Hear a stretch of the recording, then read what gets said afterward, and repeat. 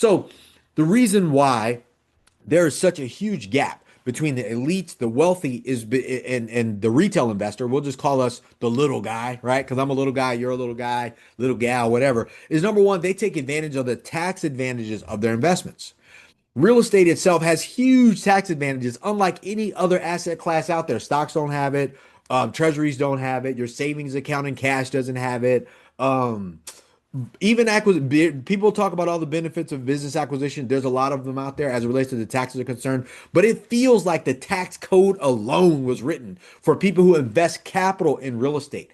When I say capital, capital and money are not the same thing. You have working money, you work your job, your income and stuff like that, but the capital investment, which is why there's less tax, your capital gains tax is less than your working income. Like, for example, I heard Don Peebles say this. He was like, look, we can buy a building for let's say $100 million, or we develop a building and we exit that building, we make $100 million.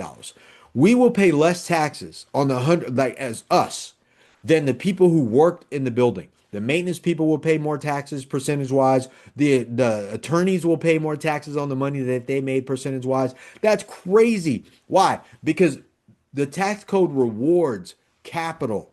It doesn't reward work.